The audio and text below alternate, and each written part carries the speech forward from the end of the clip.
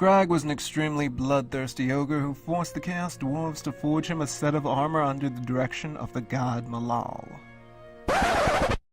Games Workshop does not own the intellectual property known as Malal, and neither do I.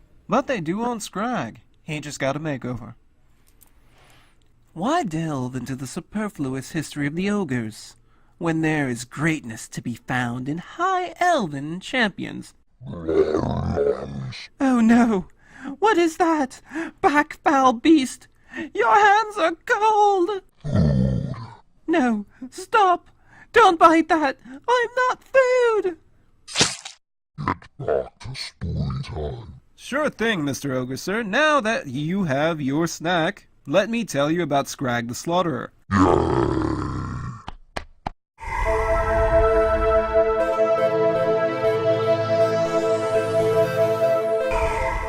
The elves say the ogres were created by the Old Ones, given great strength, size, and endurance to combat the forces of chaos. Sadly, the Old Ones never saw fit to give them the key trait that many other races have: great intelligence. Despite this, they still thrived as nomadic people for many years, roaming the plains, eating the local beasts whole.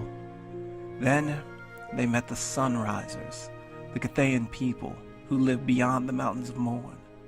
They taught the ogres the power of fire, and in turn they cooked the Cathayans before they consumed them. This deed would soon come to haunt the ogres. Even now the story is recounted during great feasts. For you see, a great tooth comet came. It grew closer by the day. A fire roared in the sky, killed the night and drove the beasts mad. The Maw was born from the fire. The earth shook as its coming. The flames ate many tribes to the mountains. Some fled. The hungry flames sat in our guts. We ate the mountains to put it out. But the fire was still there. We climbed further still. We ate the Tall One's herds. Cave beasts is good meat. We climbed the peaks. Above the skies the giants dwell. The war in the sky began. They were strong and tall, but the ogres are many. We ground their bones in their halls. And so, the ogres ground a race of giants into powder to make their bread. Their hunger unending, they continued to consume any and all things that could help abate the fire in their guts. Many an ogre has made the perilous journey to the ruined plains that their kin once called home. To a non-ogre, there is nothing but sand and death to be found within this place. But the ogres know better. At the center of this desolate landscape lies what remains of the creature that came hurtling down so many years ago. A massive hole in the ground lined by layer upon layer of massive, razor-sharp teeth and convulsing muscle that stretch deep into the world. The Maw remains even now, a vile god forever feeding on any who stray too close to its mouth. To this day, ogres take a holy pilgrimage to their god, traveling across the world to find the Great Maw. Some well-traveled ogres even claim that in the seas, on the other side of the world, the Great Maw is an enormous fanged whirlpool that devours ships and fleets that stray too close. Due to their worship of hunger incarnate and their unique curse, feasting is both a religious experience and a magical one.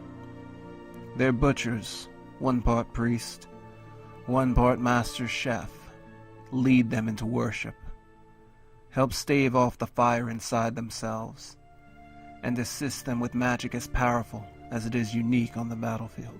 Invoking the single-minded strength of their god, butchers can instill unnatural vitality to their comrades, swelling the ogre's muscles and toughening their skin. They can turn their wrath upon the enemy, causing bones to break or the ground to open up and swallow their foes, or preparing meals for their clan, such as dwarf jerky, served in grimoire case, and elf legs, fried in horse blood. A well-to-do butcher, Skrag found himself in need of a few ingredients for the day's feast, so he took a nobbler, a subspecies of greenskin even smaller and weaker than a goblin, and added it to the pot. This Nobbler, however, was his tribe chieftain's favorite. Enraged, the ogre tyrant cut both of Skrag's hands off. He feasted on them in front of the disgraced butcher, to the cheers of the rest of his tribe. He then banished Skrag, to be sent to the cursed undercaves of the mountain. Shamed, bloodied, and beaten, Skrag was led off to his grisly fate. Not before one more punishment was laid down, however. The butcher's great cauldron was attached to the ogre. A series of hooks and chains dug deeply into his flesh. So deep that they assured that Skrag would be carrying the cauldron behind him for the rest of his years. Hurled into the caves, his only path of escape sealed by a giant boulder, he chose not to despair. He took his butcher's tools and rammed them into his wrist stumps. Now, with makeshift weapons, he journeyed deeper into the caves, cauldron in tow. Stumbling, he made his way through the pitch-black caverns, until he was set upon by the beasts that haunt the caverns of the Mountains of Morn. It's no secret that the life of an ogre is hard, and some children will not make it to maturity. So instead of losing a tribe member prematurely, they tossed these members of their tribe into the caves, a physical representation of their god, the Great Maw.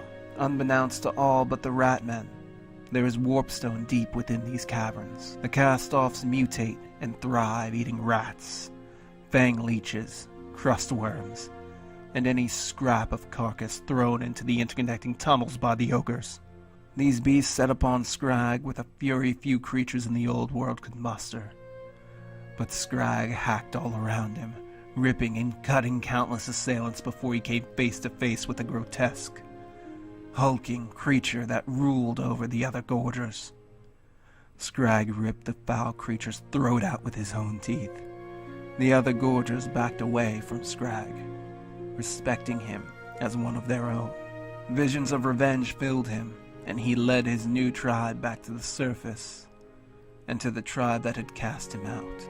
In a dedication to his god, he led the gorgers in a great feast, ripping apart and consuming his former tribe. During the bloodbath, the tyrant that had exiled Skrag so long ago was pulled apart by frenzied gorgers, and boiled in Skrag's cauldron as a sacrifice to the Great Maw. This offering did not go unnoticed by his god. Immediately, Skrag's wounds were healed. Having emerged from the maw pit to devour his foes, Skrag is regarded as the living embodiment of his god. The gorgers are never too far behind their grisly master, for where he follows, fresh food is never far behind. Powerful magics fuel him as he slaughters enemy after enemy. Once the slaughter is over, he is racked with visions of the next slaughter. For the Great Maw is always hungry, and Skrag has been appointed to satiate that hunger.